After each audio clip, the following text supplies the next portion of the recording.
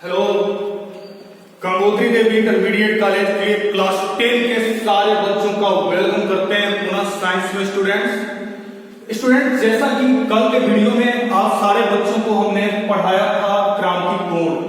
आज हमारा टॉपिक है पूर्ण आंतरिक परावर्तन, जो मैंने कल आपको बताया था कि नेक्स्ट डे में हम आपको पूर्ण आंतरिक परावर्तन बताने वाले हैं।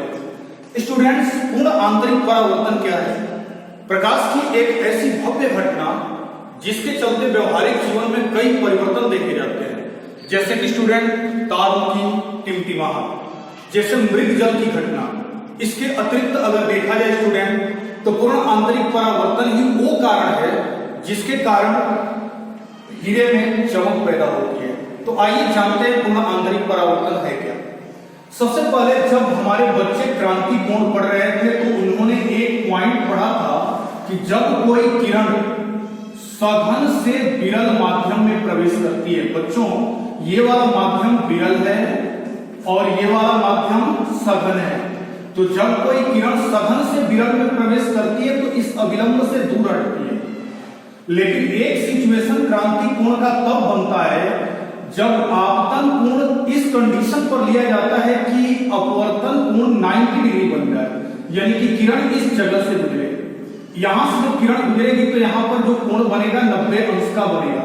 अब स्टूडेंट्स आप लोग क्लियर कर लो कि क्रांति कोण का ये सिचुएशन है जब सघन से विरल में जाते समय किरण 90 अंश का कोण बनाने लगती है तो क्रांति कोण होता है। लेकिन वह आपतन कोण जब किरण 90 अंश से भी अधिक कोण बनाने लगे, यानी कि हम पूर्ण आंतरिक परावर्तन के लिए क्या डेफिनेशन देंगे, दिमाग में याद रखना है कि यदि आपतन कोण का मान क्रांति कोण के मान से बढ़ा दे, जो मान लीजिए क्रांति कोण के लिए आपतन कोण है, अगर हम इसी आपतन कोण का मान क्रांति कोण के मान से अधिक कर दें तो किरण उसी माध्यम में वापस लौट आती है। तो डेफिनेशन बनता है स्टूडेंट कि यदि आपतन कोण का मान क्रांति कोण के मान से अधिक कर दें तो किरण उसी माध्यम में वापस लौट आती है और इस घटना को हम पूर्ण आंतरिक परावर्तन करते हैं। डेफिनेशन को एक बार फिर से सारे बच्चे याद करोगे, यदि आपतन कोण का मान क्रांति कोण के मान से अधिक कर दिया जाए तो किरण उसी माध्यम में वापस लौट आती है। इस घटना को पूर्ण आंतरिक परावर्तन करते हैं। और तमाम तरह की घटनाएं हमारे व्यवहारिक जीवन में देखी जाती है। इसलिए आप लोग कि अगर हमारे पास दो तरह के कांच, एक कांच इस तरह का है जो असमांतर तल वाला है, जिसके पास सिरे असमांतर है। एक कांच हमारे पास ऐसा है जिसके दोनों सिरे पैरेलल हैं, समांतर हैं। तो इसके पास सिरे समांतर हैं, इस कांच के पास सिरे असमांतर हैं। अगर कोई प्रकाश की किरण इस कांच से गुजरती है, आप सपोज करें, तो यहां पर विचलन के कंडीशन क्या होंगे? अगर प्रकाश की किरण गुजरेगी तो इसको जाना चाहिए ऐसे। अब ये ऐसे न जाकर के स्टूडेंट क्या होता है, इधर की तरफ बढ़ जाती है और इस तरफ से स्टूडेंट कहलाएगी प्रकाश का परावर्तन से अपवर्तन से रिलेटेड ये घटना। तो स्टूडेंट्स, आप सारे बच्चों को भी हम थोड़ी देर पहले समांतर तथा असमांतर पृष्ठों के बीच विचलन समझा रहे थे।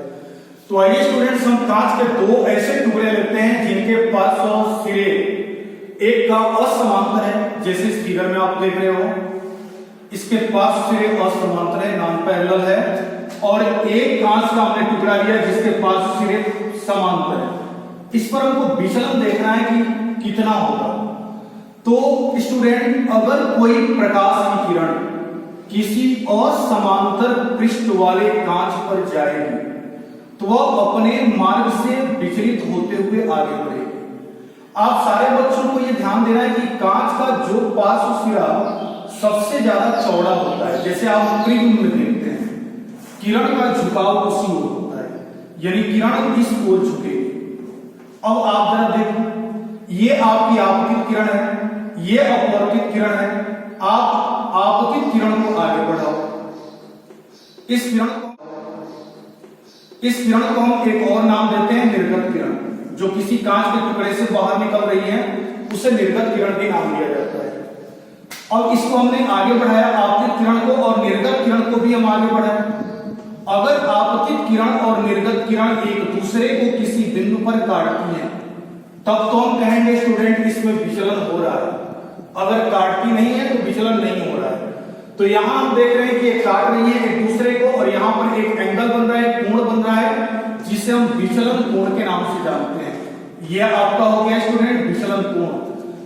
अर्थात आपको याद रखना है असमांतर पृष्ठों के बीच में विचलन होता है। अब आइए समांतर पृष्ठों की बात करते हैं। स्टूडेंट, एक प्रकाश की किरण एक कांच के समांतर पृष्ठ वाले टुकड़े पर पड़ी, यह अपने मार्ग से विचलित होते हुए सेकंड पृष्ठ पर गई और इसके बाद से पुनः वह जिस ओर आई थी उसी ओर निकल गई। तो स्टूडेंट, अब इसमें ये आपकी आपतित किरण, ये निर्गत किरण, आप लोग इन दोनों को आगे बढ़ाएं। आपतित किरण को हम आगे बढ़ा रहे हैं, निर्गत किरण को भी आगे बढ़ा रहे हैं। ये दोनों किरणें एक दूसरे को किसी भी बिंदु पर नहीं काट रही हैं। ऐसे सिचुएशन में हम कहेंगे कि यहाँ पर विचलन कोण नहीं बन रहा है, विचलन शून्य है, किरण विचलित नहीं हो रही है।